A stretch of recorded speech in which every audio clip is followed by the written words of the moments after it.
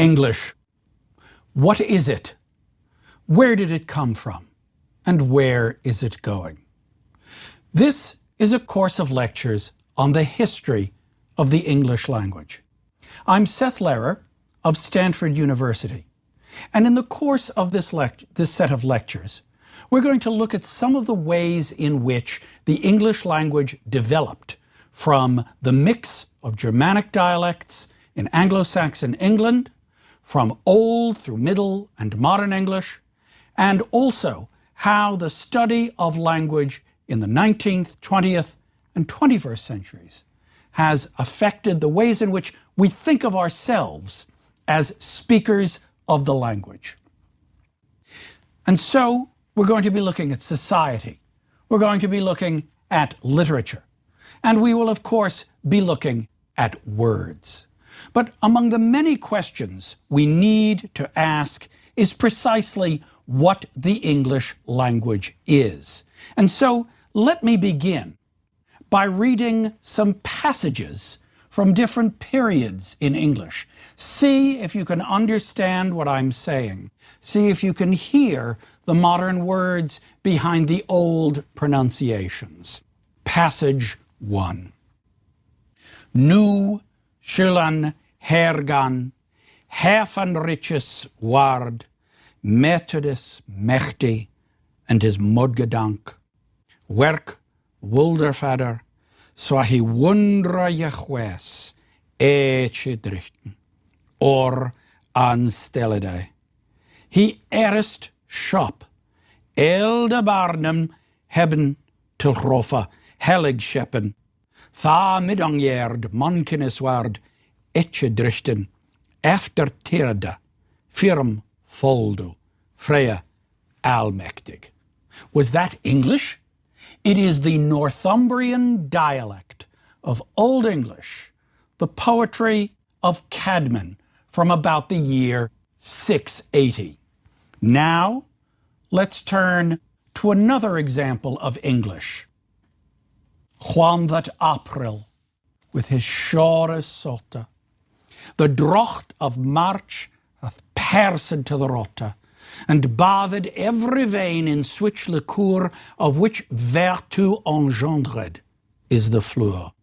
When Zephyrus eke with his sweete breath inspired hath, in every holt and heath the tundra croppus, and the younger son hath in the ram his halve course runne, and smala foolis maken melodie, that slepen al the nicht with open ear, so pricketh him natuur in her courages, than longen folk to go on pilgrimages, and palmerus for to second stranger strondus to ferna halwis coth in sundre londus, and specially from every sheerest end of England to Canterbury the wind, the holy blissful martyr for to sake that hem hath holpen one that they were sake. The famous opening lines of Chaucer's Canterbury Tales, Middle English from the end of the 14th century. And then, to be or not to be, that is the question, whether 'tis nobler in the mind to suffer the slings and arrows of outrageous fortune, or to take arms against a say of troubles and by opposing in them. Lines so famous they may not need attribution, but when read in an approximation of Shakespearean late 16th century pronunciation, they may seem alien and odd. And so in each of these passages, there may be something that is familiar to you, and there may be something that is strange. What I'm going to be doing in this course is not simply tracing how we got from Old to Middle to Modern English, but I'm going to be looking at methods for the study of language historically. And in this and in my next lecture, I'm going to be asking questions about the problems that motivate the historical study of English. And then I'm going to detail some texts and contexts that may help us understand where English came from, what are its literary and cultural artifacts, and what it might look like in the future. So let me begin with some large questions. When we come to the study of the history of English, we see many debates today that are at work in the past. These debates have a history and they have a context.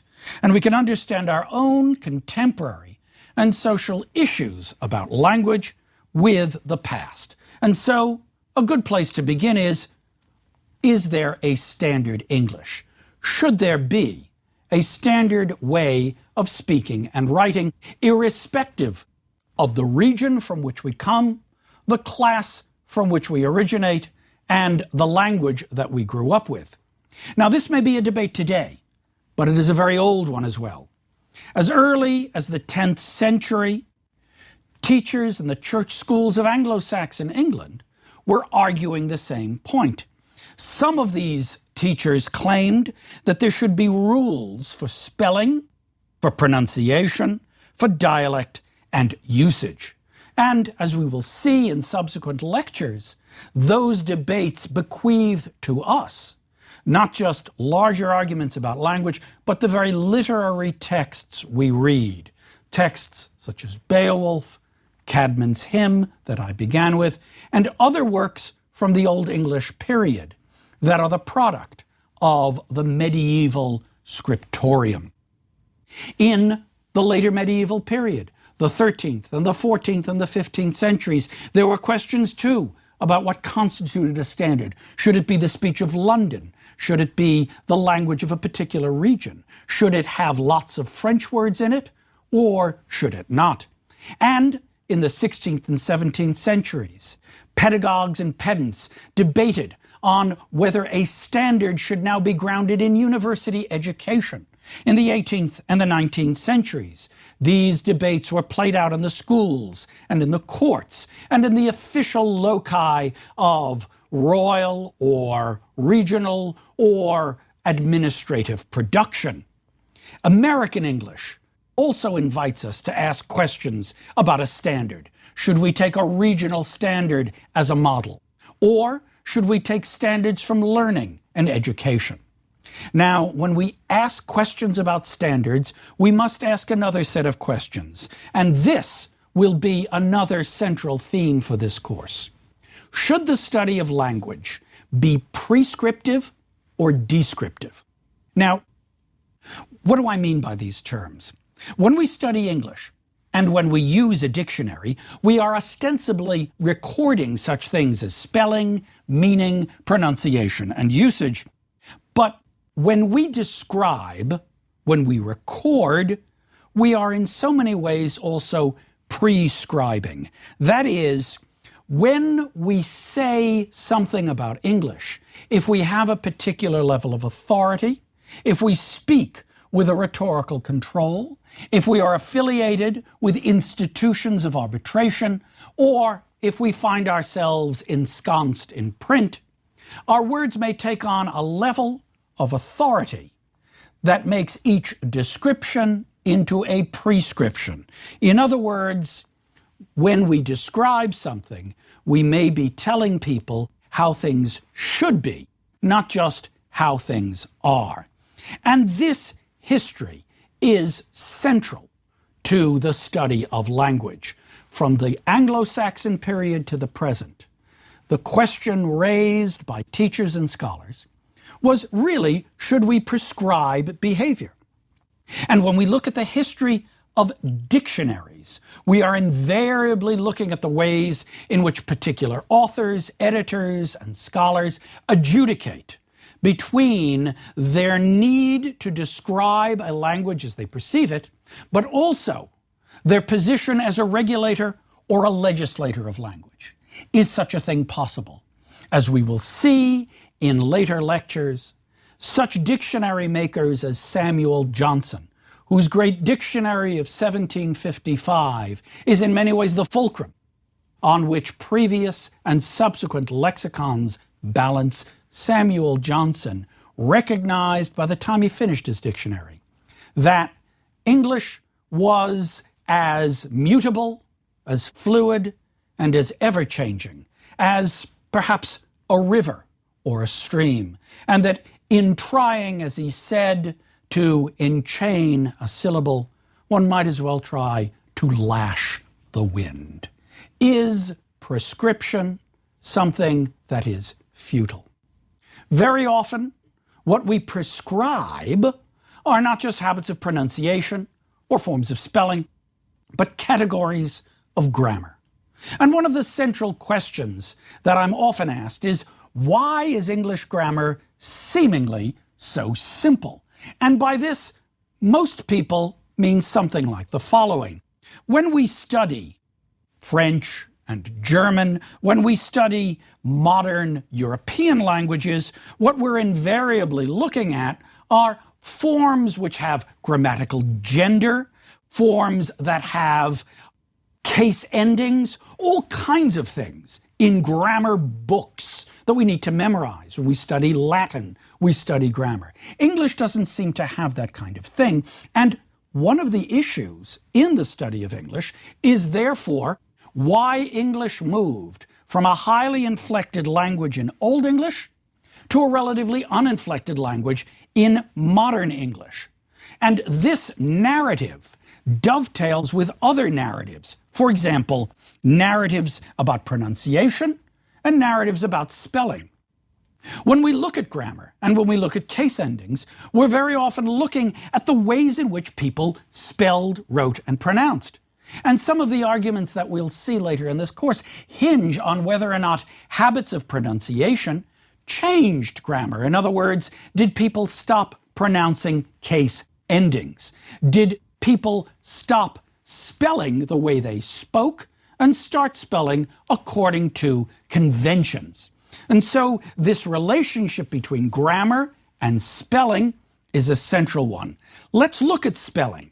Anyone who comes to English as a child in school, or anyone who comes to English as an adult from another language, invariably is confronted by the strangeness of English spelling.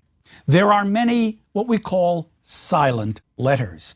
There are many clusters of consonants or collocations of vowels that seem to be mutable, that in some contexts give us one sound and in other contexts give us another sound. Why is that?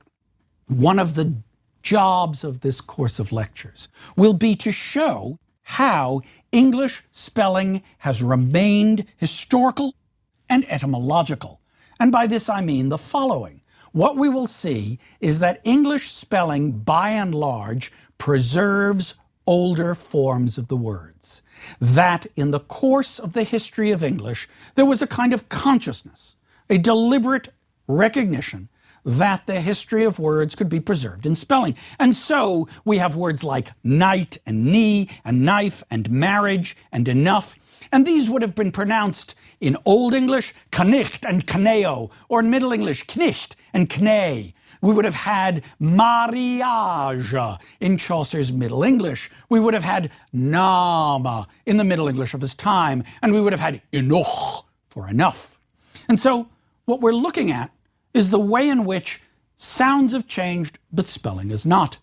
But we're also looking at deliberate changes in spelling. As we will see in later lectures, we will look exactly at how the pedagogues, the teachers of the 17th and the 18th century sought to regulate and control spelling by what they imagined to be etymologies. In other words, respelling words as if they were Latin words. They may have come ultimately from Latin, but they may have been entering English by way of French or other languages. And so their spelling may have been different. And so spelling debt with a B or spelling doubt with a B. These are the legacies of 18th century pedagogy rather than the legacies of medieval pronunciation. And so what we have in the history of English is a gradual separation between spelling on the one hand and speech on the other. Spelling, as we will see, is something that becomes conventional and speech changes under it. Now, when we talk about speech, we have another question, and that is, why do we pronounce the words the way we do? The history of English pronunciation is in so many ways the history of sound changes.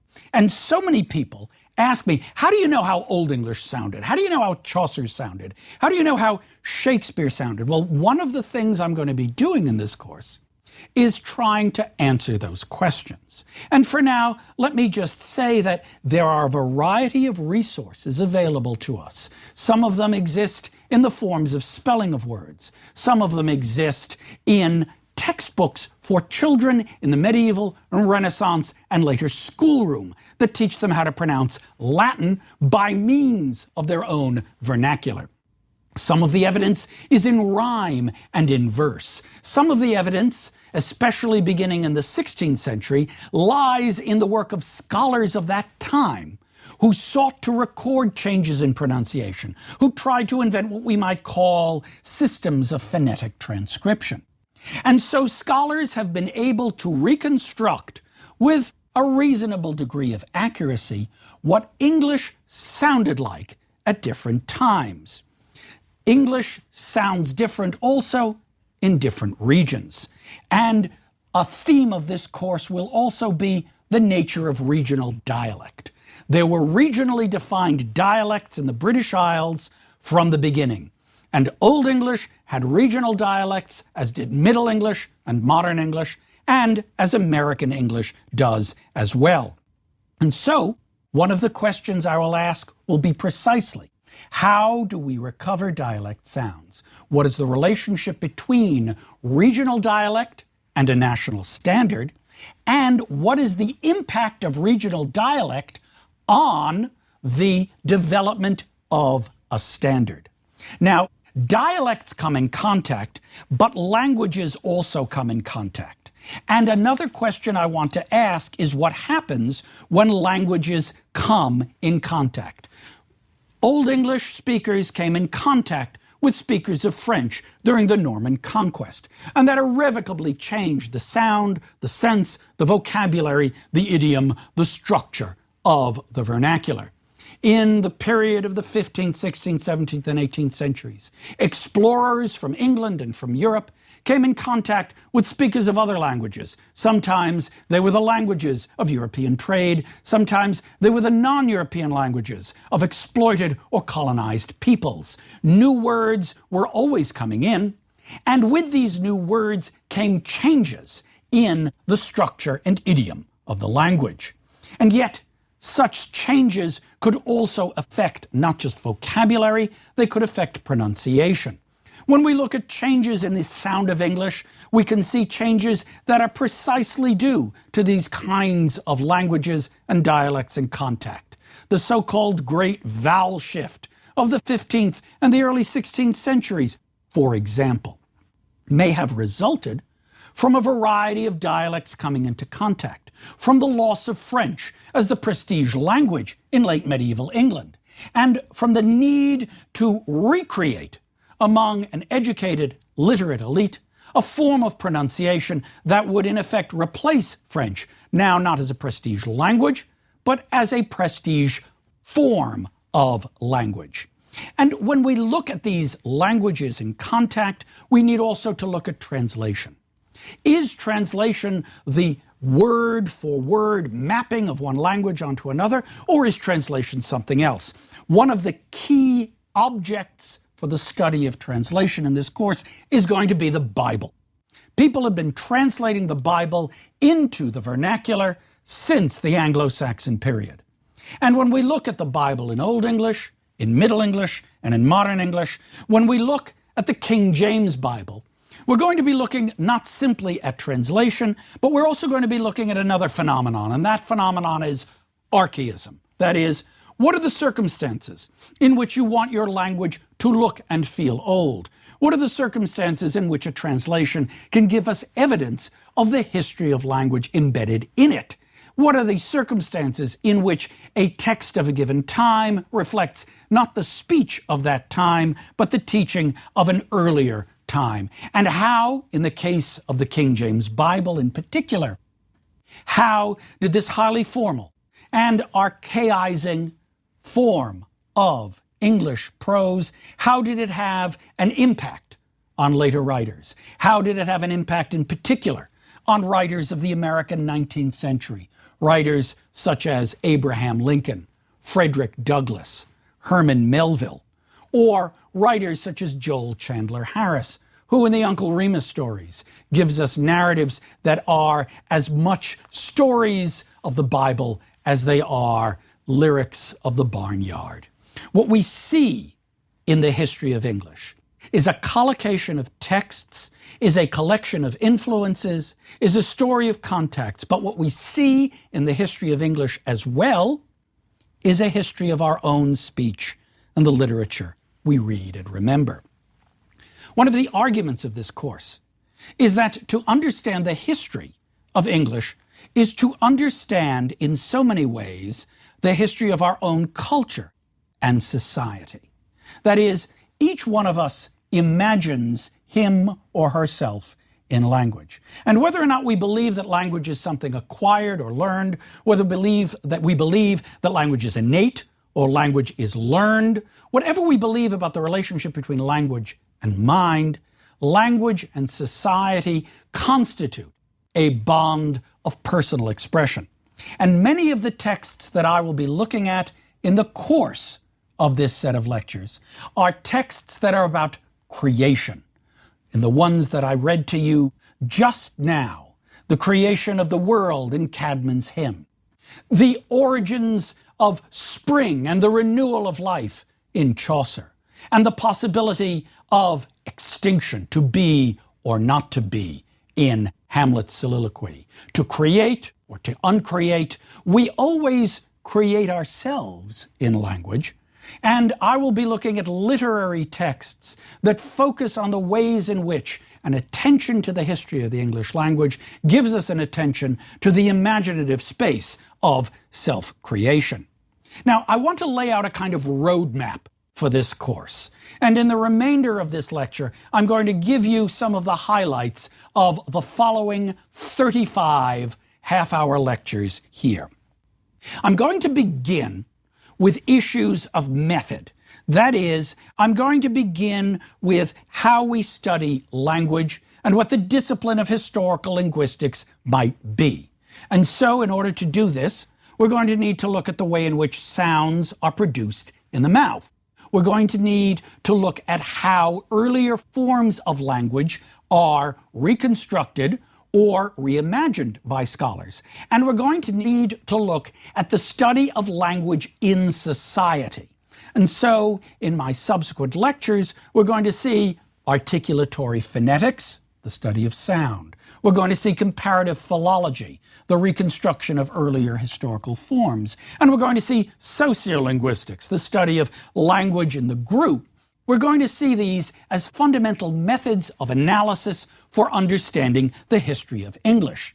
We're going to begin also with the prehistory of English. That is, we're going to look at the period of Indo-European, where you have a culture probably 4,000 or 5,000 years in the past of speakers probably who are agricultural, probably, as we can tell, who buried their dead, who lived in a particular place, who had certain beliefs, individuals whose words passed into the languages that descended from them. And as they migrated through Europe or through Western Asia, the Indo-European peoples split up, and their languages developed into the classical languages of Latin, of Greek, and of Sanskrit, and the modern languages ranging from those from Hindi and Iranian in the East to Celtic, Germanic, and Romance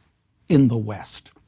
And when we look at Indo-European, we will also be looking at Indo-Europeanists, that is, scholars of language, who began to recognize at the end of the 18th and the beginning of the 19th centuries that there were links among living languages and that there was a method of study that would enable them to recover forms. We will also see how the study of Indo-European gives us a study of society and how, in the course of that study, we can reconstruct the social environments from which the European and the Western Asian peoples came. Out of this Indo-European matrix emerged the Germanic-speaking peoples in the north of Europe. And from that Germanic-speaking peoples came the languages of Germany, the languages of Holland, the languages of Scandinavia, and English. And we're going to see how the Germanic languages not simply gave rise to English, but how they came into contact with the Latin of the Roman Empire, and how relationships between the Germanic peoples and the Roman Imperium gave rise to certain attitudes towards language and culture, and to certain words that still survive in English today. Old English will then be the next moment that we look at. The world of the Anglo-Saxons, of Cædmon, of the great Bede, the historian, and of course, of Beowulf. And we'll see how the Old English language develops a distinctive vocabulary, a distinctive sound, and how it applies the techniques of older Germanic poetry to create a vivid, imaginative framework for the expression of religious and mythological poetry. With the Norman conquest, we will see the contact between English and French and the rise of Middle English, and we'll see how French emerges for several hundred years as a prestige language, and in particular, how the British Isles were a trilingual culture of English, French, and Latin for a good deal of the Middle Ages. With changes in pronunciation, with new vocabulary coming in, with trade, with commerce, and with colonialization, we see the origins of modern English. And we can see the ways in which the sound of English changed, the vocabulary structure altered, and furthermore, the way in which English became, if you like, an omnivorous consumer of new words and new cultures. English migrates, it emigrates, it moves across the globe.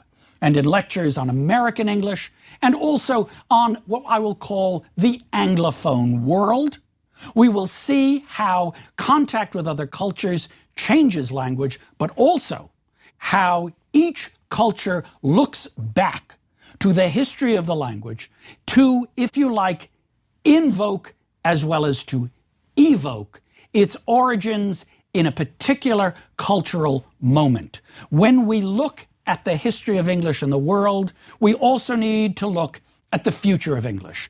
What will English become?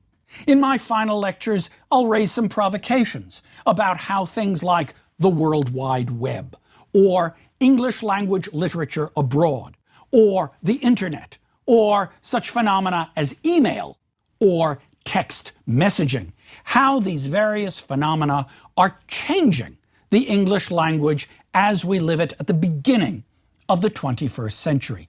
Are these changes good or are they bad? Is English being debased and corrupted, or is it being enlivened and enriched? These are questions that I think you need to answer for yourselves. I'll seek here to provide the contexts and the broader experience of English so that you may encounter the language in your own life. And what I want to stress in that encounter of the language is to recognize that the history of English lives today in our own reading and experience. Old words survive. Etymologies exist. There are strata to our speech. We need to understand the history of English, I will argue, to understand contemporary debates on language and society.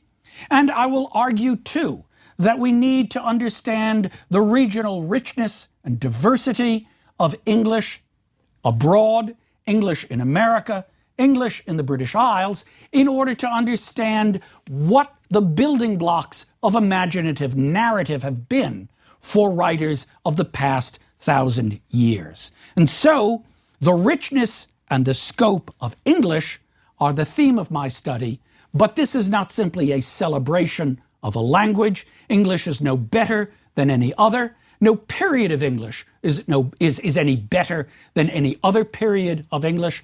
Rather, what I want to stress is that the resources of studying the history of the English language are in many ways the resources of studying the history of ourselves. And so, in my next lecture, I'm going to call attention to some specific technical methods of analysis so that we may begin, if you like, the great journey of discovery that will take us from the Indo-Europeans to the internet, that will bring us from Old English to ourselves, and that will give us a sense of the vitality, the richness, the scope, and the range of the English language.